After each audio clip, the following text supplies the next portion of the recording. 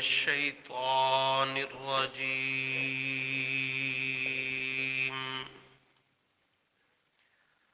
بسم الله الرحمن الرحيم. قل إن كنتم تحبون الله فاتبعوني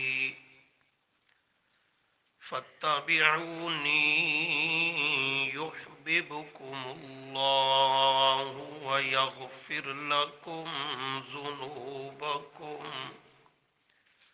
والله غفور رحيم. صدق الله العظيم. اللهم صل على محمد وعلى آل محمد كما صليت على إبراهيم وعلى آل إبراهيم إنك حميد مجيد. اللهم بارك على محمد وعلى آل محمد كما باركت على إبراهيم وعلى آل إبراهيم إنك حميد مجيد. استغفر الله. لا حول ولا قوة إلا بالله. گزشتہ سبق میں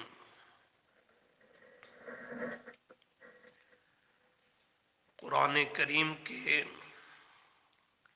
دو عنوان رد البدعات پر آپ کے سامنے ذکر کیے گئے. ایک یہ کہ شیطان کا یہ ہتھیار اور ہتھ کنڈا ہے کہ وہ اعمال بد، برے، خلاف شرع اعمال کو خوبصورت بنا کر عمل کرنے والے کے دل و دماغ اور نگاہ میں پیش کرتا ہے. وہ عمل کفر پہ، شرک پہ، بدعت پہ مبنی ہوتا ہے، لیکن اس کا فاعل، اس کا قائل، اس کا عامل، عمل کرنے والا اسے نیکی، عبادت اور دین سمجھ لیتا ہے. تو تزیین شیطان کے عنوان پر قرآن کریم میں جتنی آیات ہیں وہ سب اہل بدعت اور بدعت پر رد ہیں. دوسرا عنوان ذکر کیا اتباع الہوا، خواہش کی، نفس کی اتباع اور پیروی کرنا. یہ بھی اہل بدعت پر رد ہے کہ بدعات پہ جتنا ان کا عقیدے یا عمل کا معاملہ ہے وہ اللہ کی طرف سے نازل کردہ نہیں، بناوٹی اور اپنی نفسانی خواہشات کی بنیاد پر ہے. تو اتباع ہوا پر جتنی رد کرنے والی آیات ہیں وہ بھی بدعت اور بدعت کرنے والوں پر رد کرتی ہیں. آج کے سبق میں اسی طرح کا ایک اہم عنوان بدعات کے رد پر ذکر کرنا مقصود ہے، اور وہ عنوان ہے اتباع الرسول صلی اللہ علیہ وسلم.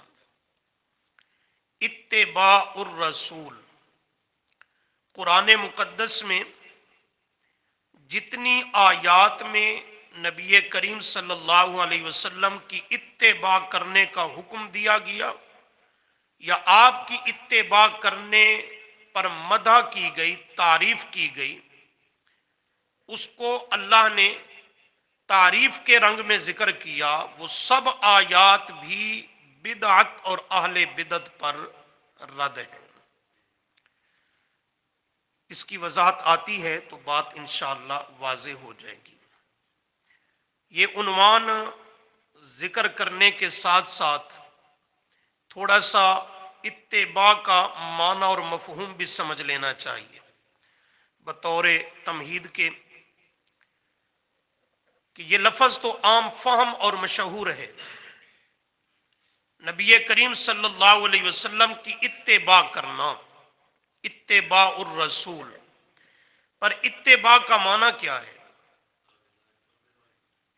تابع داری۔ اس کا آپ نے معنی اردو میں تو کر دیا، پر تابع داری کو حل کون کرے گا؟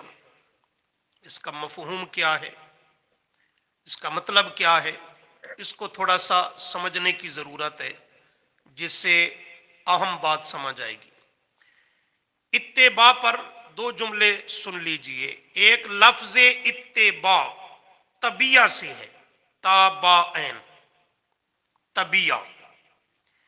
طبیعہ کہتے ہیں عربی میں بچڑے کو، لیکن کون سا؟ جو کم عمر ہو، دودھ پیتا گائے کا بچہ، بچڑا بچڑی، نر و مادہ، دودھ پیتا جو ہو، جب وہ بڑا ہو جائے، جوان ہو جائے، تو پھر اسے طبیعہ نہیں کہا جائے گا، پھر وہ خود مختار ہو جاتا ہے۔ تو گائے کے دودھ پیتے بچے کو عربی میں اہل عرب طبیعہ کہتے ہیں، اسی سے ہے لفظ اتباع۔ اب اس پر علماء نے بحث کی کہ اس گائے کے بچے کو، جو دودھ پیتا بچہ ہے، اسے طبیعہ کیوں کہتے ہیں؟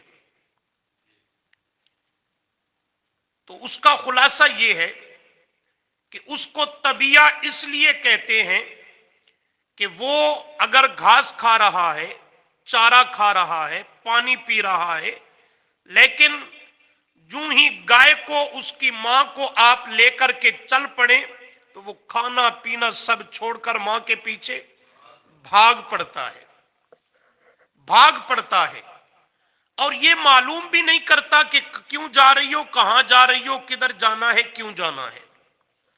وہ اس کی تحقیق اور جستجو میں نہیں پڑتا، وہ فوراً بھاگ کھڑا ہوتا ہے، اور کیوں جا رہا ہے اس کی وجہ بھی وہ تلاش اور معلوم کرنے کی کوشش نہیں کرتا۔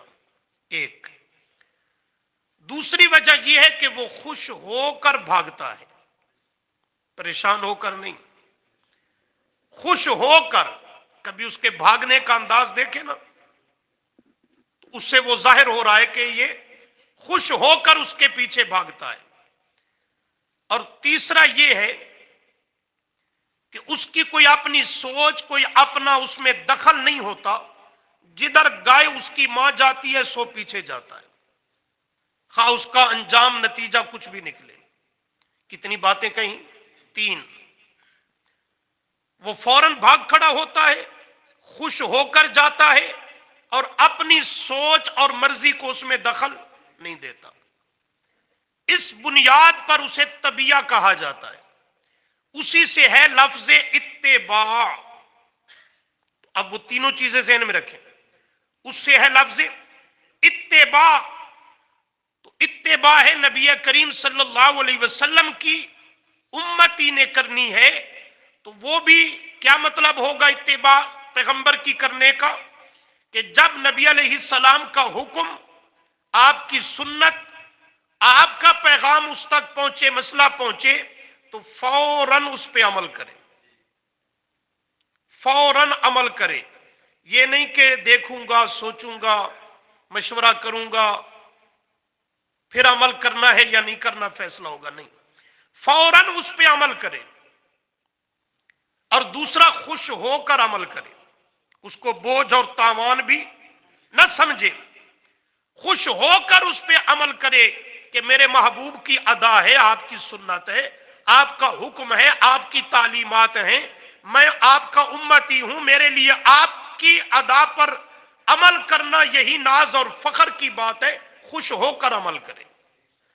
اور تیسرا یہ ہے کہ اس میں اپنی مرضی اور خواہش کو داخل نہ ہونے دے۔ جو ان تین جذبوں سے نبی علیہ السلام کی سنت، سیرت پر عمل کرتا ہے، وہ متبع، اتباع کرنے والا ہے پیارے پیغمبر کی صلی اللہ علیہ وسلم۔ याद रहेंगी ना बातें। फौरन अमल करता है, कोई सोचो विचार, कोई मशवरा नहीं करता, वक्त का जिया नहीं। और दूसरा, खुश होकर अमल करता है। तीसरा, अपनी मर्जी और ख्वाहिश को उसमें दखल देने नहीं देता। बस आपका हुक्म है, आपकी सुन्नत है, आपका सीरत है, बस उस पर अमल करना है। जी चाहे या ना चाहे, ख्वाहिश उस पर मुत्तफिक हो या ना हो, उसको वो ठोकर मार के पीछे कर देता है, लेकिन नबी अलैहिस्सलाम की उस अदा को छोड़ने के लिए तैयार नहीं होता। इसे कहते हैं इत्तेबाए पैगंबर। बात और मफहूम मजमून यही है, थोड़ी सी अल्फाज की ताबीर में फर्क है। जो दूसरी बात अर्ज करना चाह रहा था, इस पर उलमा ने अपने रंग में बहस की है कि इत्तेबा किसको कहते हैं। यह तो जटा का अंदाज हुआ सीधा साधा। इस पर मुसल्लम सुबूत, तौज़ी में और दीगर उसूल की किताबों में माना जिक्र किया गया इत्तेबा का। बहुत बड़े इमाम गुजरे हैं, इमाम अहमदी रहमहुल्लाह, उनकी किताब है उसूल अहकाम पर। वो उसमें माना करते हैं कि इत्तेबा कहते हैं अत्तअस्सी अन तफ़अला मिस्ला फ़िअलिही अला वजहिही लिअजलिही। बातें इसमें भी तीन आ रही है।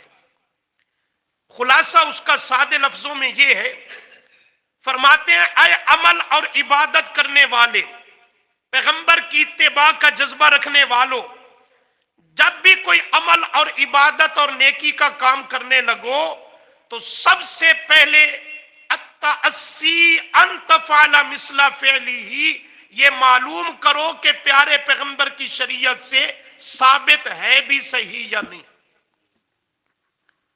यूं आंखें बंद करके अमल ना करो कि देखा देखी में मुआशरा जो लगा है तो हम भी लगे रहें, करते रहें, नहीं।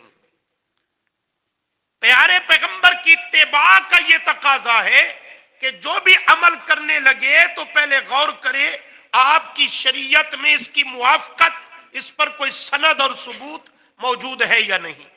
अगर सबूत ही कोई ना मिले, उसका कोई निशान ही आपकी शरीयत में ना हो, तो फिर उससे पीछे हट जाए, उसके करने की इजाजत नहीं है। अगर सबूत मिल जाए कि वाकई नबी करीम सल्लल्लाहु अलैहि वसल्लम की शरीयत में ये अमल, ये नेकी का काम, ये इबादत साबित है, तो फरमाते हैं फिर दूसरी चीज पे गौर करें कि जो, इस बात को जरा समझे, ज़हन में बिठाएं, अहम बात है।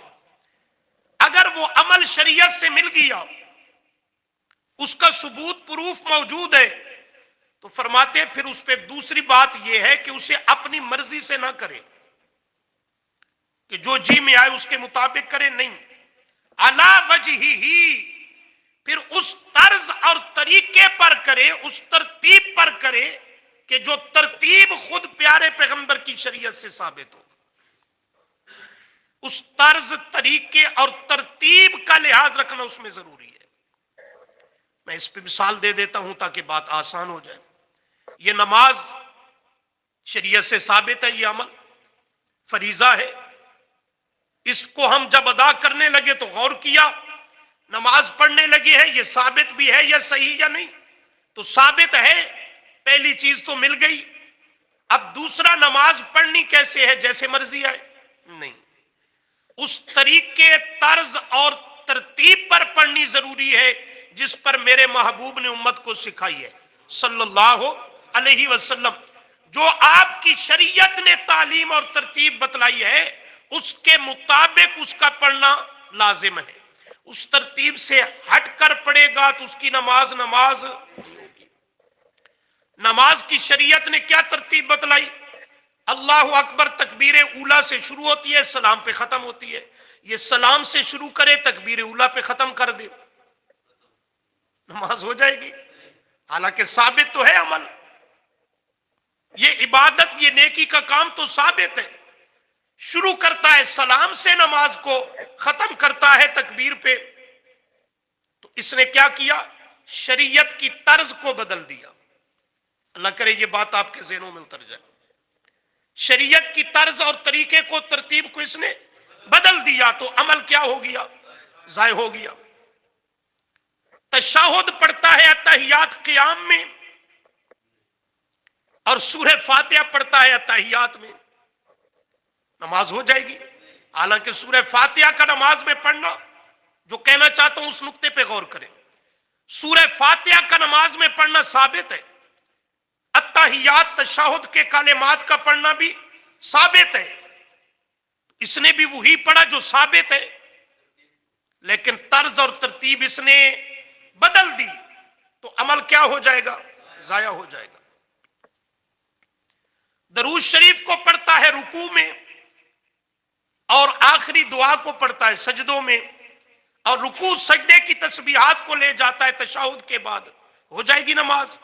حالانکہ یہ سارے کلمات نماز میں ثابت ہیں۔ نماز کیوں ضائع ہوئی؟ اس نے وہ دوسری چیز کا لحاظ نہیں رکھا کہ عمل تو ثابت تھا لیکن اس کو اپنی مرضی پہ کرنے لگا، شریعت کی بتلائی ہوئی طرز اور ترتیب کو چھوڑ دیا، اس کو بدل دیا۔ اسی طرح آذان کی مثال دیکھ لو، اللہ اکبر سے آذان شروع ہوتی ہے، شریعت نے جو ترتیب بتلائی، لا الہ الا اللہ پر یہ لا الہ الا اللہ سے شروع کرتا ہے، اللہ اکبر پہ ختم کر دیتا ہے، تو اذان طرز بدل دیا، ترتیب بدل دی۔ تو اتباع میں یہ دوسری چیز ضروری ہے کہ جب شریعت میں ایک عمل ثابت ہے تو اسے اپنے مرضی سے نہ کر، اس کو شریعت کی ترتیب کے مطابق کرنا ہوگا۔ یہ ہمارے ساتھ جو لوگ جھگڑتے ہیں، تم دعا کے منکر ہو، دعا نہیں کرنے دیتے، فلاں نہیں کرنے دیتے، فلاں، اصل جھگڑا یہی بات نہ سمجھنے کا ہے۔ وہ کیا موٹی سی بات دیکھتے ہیں، بے دعا تو شریعت میں ثابت ہے، عظیم ترین عبادت ہے، لہذا اب ہمارے ہاتھ میں آ گیا ایک عمل دعا والا، ہم جہاں چاہیں جیسے چاہیں سو کرتے رہیں، ہماری مرضی کا معاملہ ہے، یہ تو دعا ہے، یہ ثابت ہے۔ لیکن اس دوسری چیز کو انہوں نے سمجھا نہیں کہ جب دعا عمل اور عبادت ہے اور افضل عبادت ہے تو عبادت وہ نہیں ہوگی جو اپنی مرضی کے مطابق کرے، عبادت تب عبادت بنے گی جب شریعت کی بتائی ہوئی طرز کے مطابق کرے گا۔ جہاں نبی علیہ السلام نے اجتماعی دعا کی وہاں اجتماعی کرے، آپ کی اس طرز اور طریقے کو اپنائیں۔ اجتماعی دعائیں بھی ثابت ہیں، کہاں؟ میدان عرفات میں حجاج کرام وہ اجتماعی دعا کرتے ہیں، ثابت ہے۔ بارش طلب کرنے کے لیے نماز استسقاء اور اس کے ساتھ دعا، وہ بھی اجتماعی دعا ہے، ثابت ہے، کی جاتی ہے۔ وہاں دعا کرنا اجتماعی ثابت ہے۔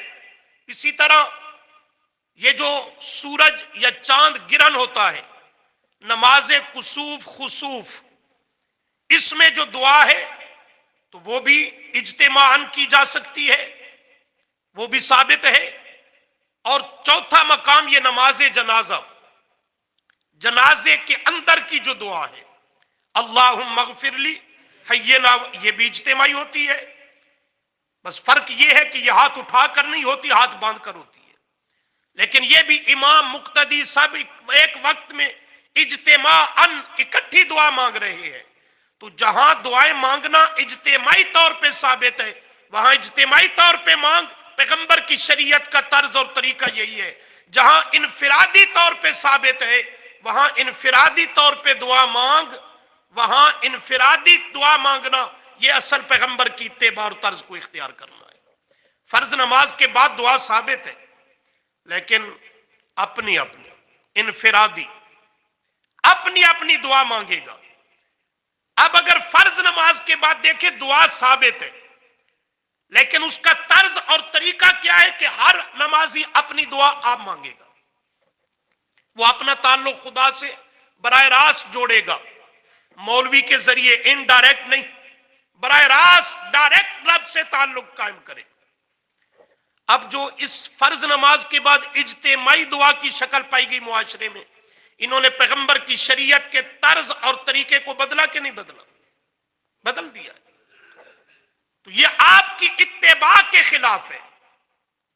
آپ صلی اللہ علیہ وسلم کے طرز اور طریقے کے خلاف ہے، اور جو آپ کی سنت اور طرز اتباع کے خلاف ہو اسی کا نام بدعت ہے شریعت میں، اسی کا نام بدعت ہے۔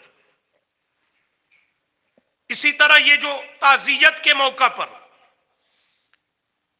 تعزیت کے موقع پر آپ کیا کہتے ہو اس کو؟ فاتحہ خوانی، فاتحہ خوانی شریعت کی اصطلاحیں بھی معاشرے میں مفقود کر دی گئی، ختم کر دی گئی۔ بناوٹی عنوان فاتحہ خوانی، یہ شریعت میں کہیں اس کا تصور نہیں ہے، کہیں تصور نہیں ہے۔ شریعت نے وہاں لفظ دیا تعزیت کا کہ جا کر کیا کرو؟ تعزیت۔ تعزیت کا معنی حوصلہ، تسلی دلانا، مصیبت زدہ کو جس پہ مصیبت آزمائش آئی، اس فوت شدہ کے رشتہ دار جو لواحقین ہیں ان کو حوصلہ تسلی دلانا، یہ شریعت میں تعزیت ہے۔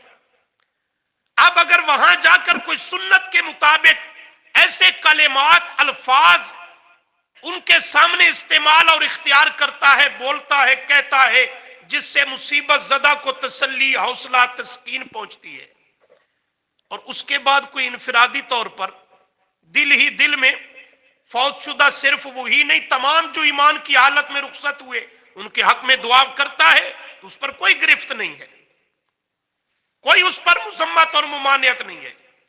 لیکن یہ جو ہم نے ایک رواج بنایا، جو بھی جاتا ہے فاتحہ پڑھ لو جی، دعا کر لو جی، 5-10 آدمی اکٹھے جو جاتے ہیں تو سب الگ الگ حاضری لگواتے ہیں، ایک پہ بھی مطمئن نہیں ہوتے، پھر اٹھتے ہوئے جاتے ہوئے اب دعائے خیر کر لو جی۔ وہاں دعائے خیر کا کیا معنی ہے؟ بھئی اللہ کرے یہ تو مر گیا اور کوئی نہ مرے۔ دعائے خیر کا وہاں یہی مفہوم بنتا ہے، بھئی یہ تو چلا گیا، اللہ کرے اور کوئی نہ مرے۔ تو یہ رخ بھی غلط ہے کہ موت تو برحق ہے، یہ سرے سے مزاج ہی غلط ہے۔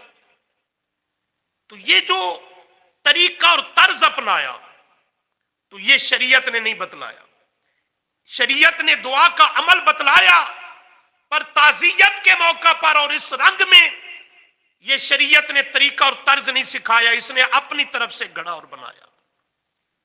تو یہ دین نہیں، یہ عبادت اور پیغمبر کی اتباع نہیں، اسی کا نام بدعت ہے، اسی کا نام بدعت ہے۔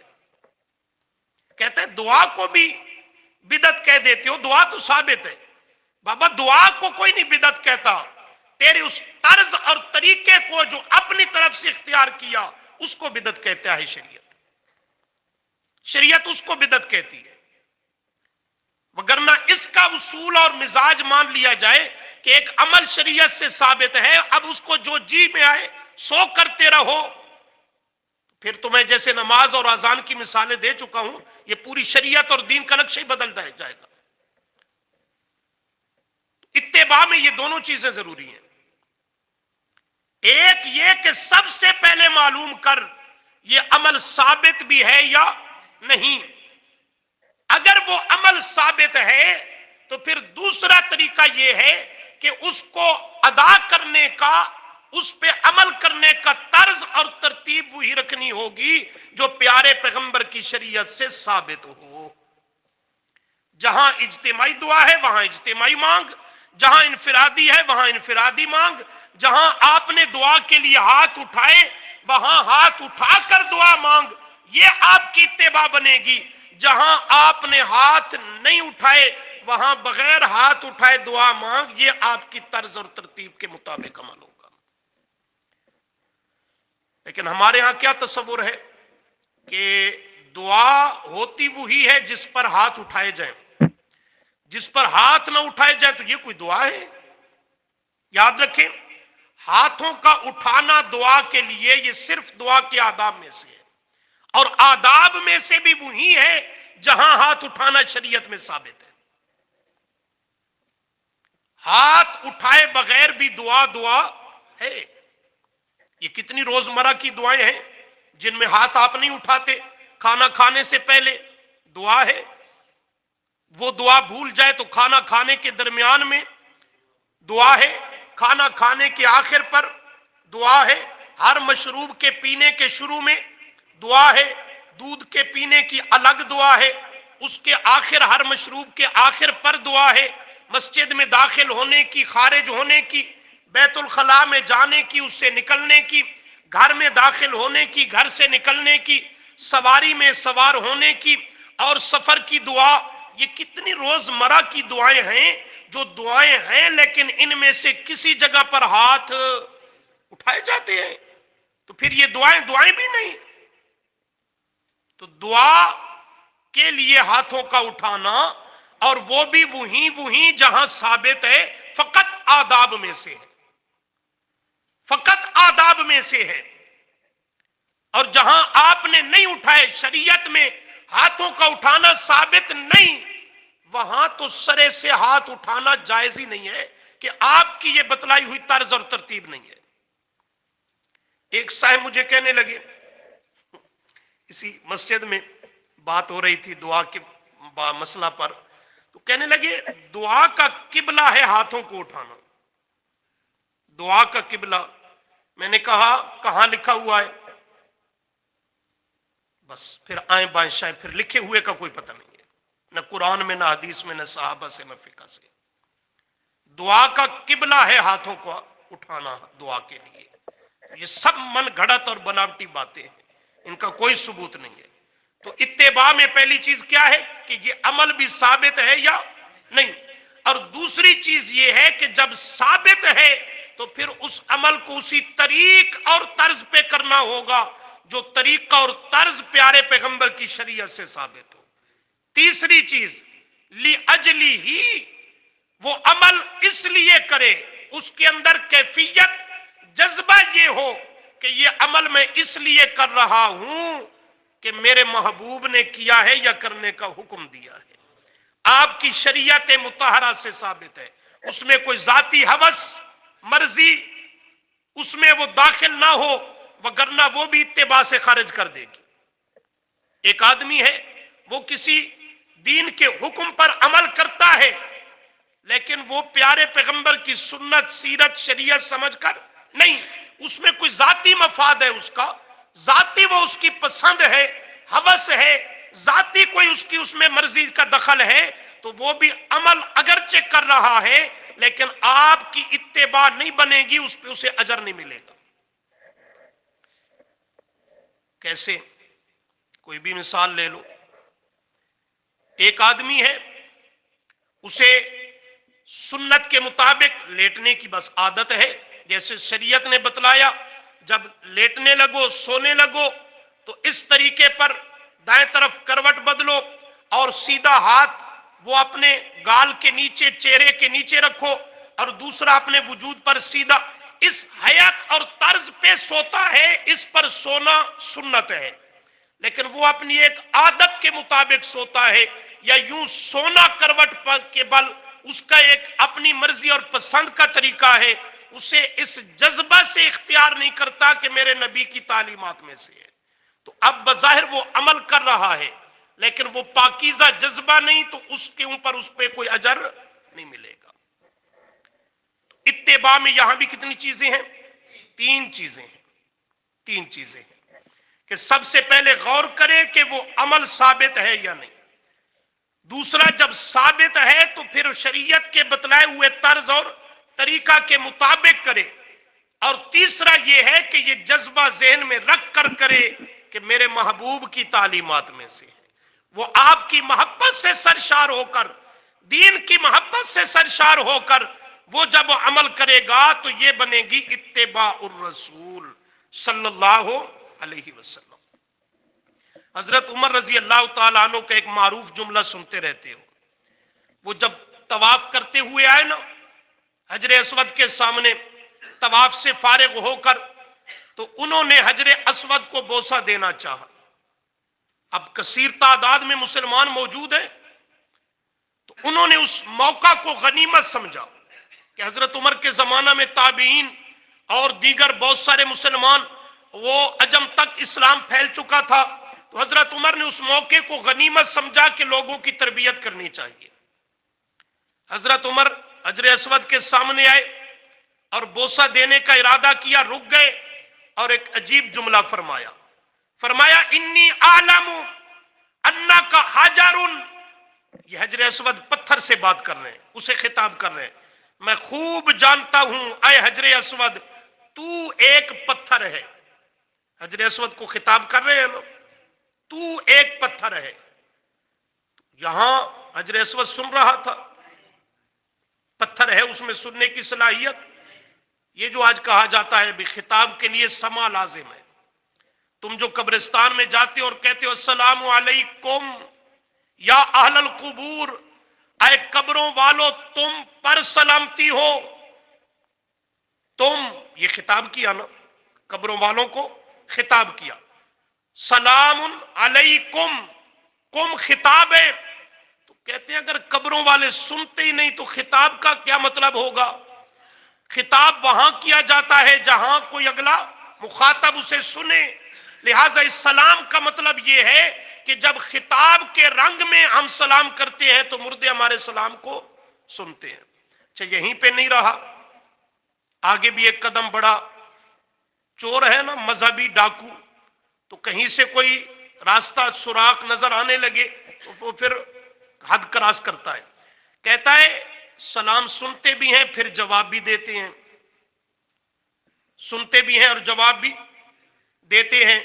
تو میں نے کہا پھر یہ سلام کرنے والا جو زندہ قبرستان میں قبر پر پہنچا ہے، یہ اس مردے کے سلام کے جواب کو سنتا ہے؟ سنتا ہے؟ یہ تو اس کے جواب کو نہیں سنتا، حالانکہ اس کے جواب میں بھی یہی خطاب ہے، وعلیکم، وعلیکم السلام، وعلیکم.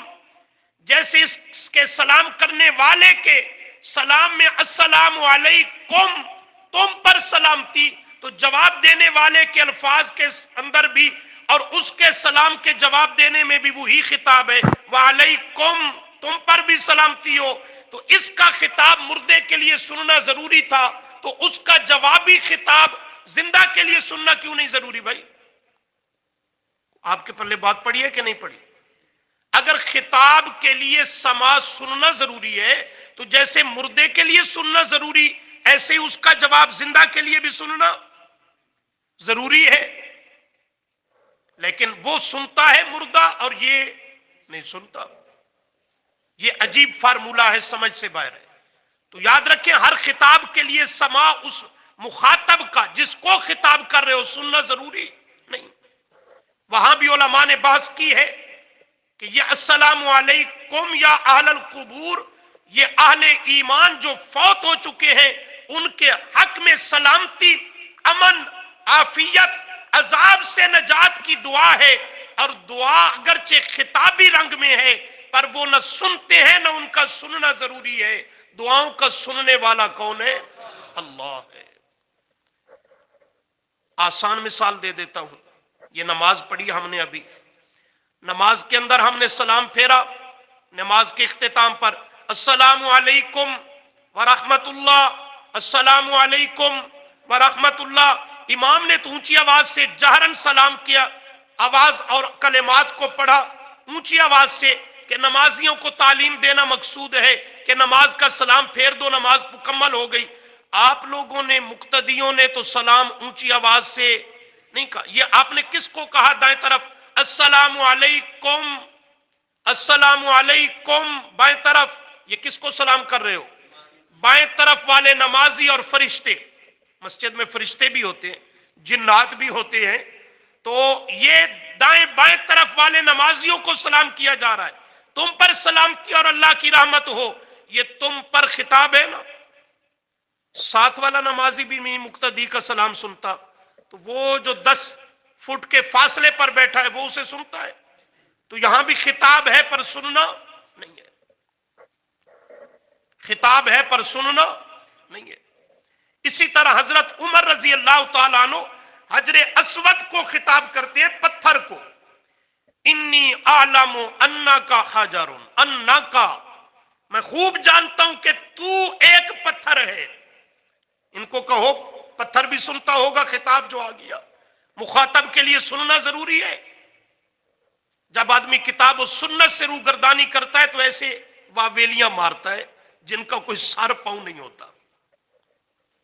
تو ایک پتھر ہے، لا تنفع ولا تضر، نہ نفع دے سکتا ہے نہ نقصان کو ٹال سکتا ہے.